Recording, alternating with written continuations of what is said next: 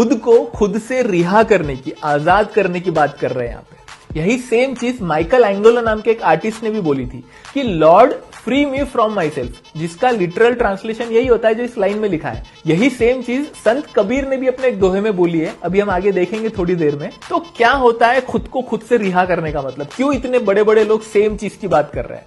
इस चीज को समझने के लिए ना आप रूमी का ये कोट सुनो। वो कहते हैं कि the lord is in me and the lord is in you as life is hidden in every seed. जिस तरीके से बीज के अंदर एक जान छुपी होती है, जब हम उसको जमीन में डालते हैं, पानी देते हैं उसको, तब उसके अंदर से पेड़ पौधे निकलते हैं। लेकिन जब तक हम उसको नरिश नहीं करेंगे तब तक वो एक सिर्फ बीज है, उसके अंदर वो जान छुपी हुई है। उसी तरीके से हम सब के अंदर रब छुपा हुआ है, लेकिन जब तक हम अपने आप को नरिश नहीं करेंगे, हम उसको उस मुकाम पे नहीं लेके आएंगे, तब तक हम उस रब को नहीं देख पाएंगे अपने अंदर। और यही सेम चीज इस कुन फाया कुन में भी लिखी हुई है। जो मुझ में समाया वो जो तुझ में समाया। पर कैसे करेंगे हम खुद को नरिश, किस तरीके से हम देख पाएंगे उसको? तो इसके लिए रूमी आगे कहते हैं कि rubble your pride my friend and look for him within you. मतलब पहले आप अपना घमंड, अपना जो ईगो सेल्फ है ना, उसको खत्म करो, उसके बाद अपने अंदर झांक के देखो, तब आपको उसका दीदार होगा। पर ये ईगो सेल्फ होता क्या है और कैसे खत्म करेंगे हम इसको? हिंदुइज्म में कहते हैं ना कि हम सब की जो आत्मा है वो उस परमात्मा से आई है। मतलब हम सब के अंदर जो सोल बसती है ना, उसका सोर्स एक ही है, उस गॉड का एसेंस हम सब के अंदर मौजूद है। लेकिन जैसे जैसे हम बड़े होते हैं ना, हम उस एसेंस को ना करप्ट कर देते हैं। हम बच्चों को बोलते हैं ना कि ये भगवान का रूप है, हम बड़ों को तो नहीं बोलते। बच्चों को इसलिए बोला जाता है क्योंकि उस टाइम तक हमारे कोई भेद, कोई डिस्क्रिमिनेशन नहीं रहता, हमारे खुद के कोई ओपिनियंस नहीं होते, कोई आइडियोलॉजी नहीं होती, हम एकदम ब्लैंक स्लेट होते हैं। हमारी सिर्फ एक आइडेंटिटी होती है कि हम इस कुदरत के, इस यूनिवर्स के पार्ट है, दैट्स इट।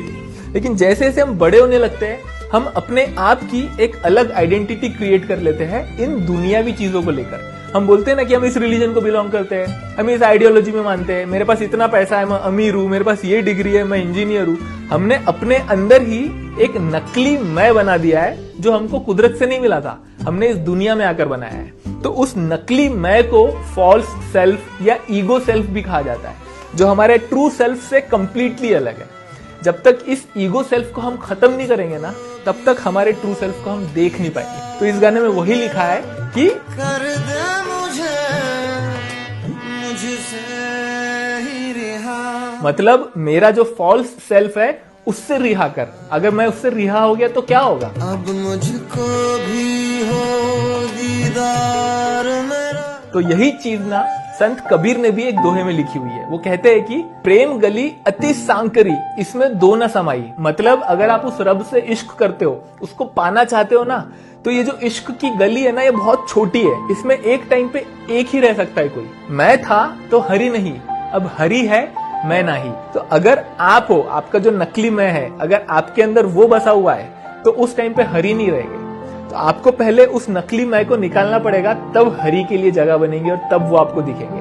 तो जब मैं था तब हरि नहीं, अब हरि है मैं नहीं। ये जो खुद से रिहा करना है, इसको इस तरीके से भी लिखते हैं कि हमें अपनी खुद ही मिटानी पड़ेगी। हमने एक अपनी खुद ही बना ली है ना इस दुनिया में आके। इस चीज के ऊपर एक बहुत बढ़िया शेर लिखा हुआ है।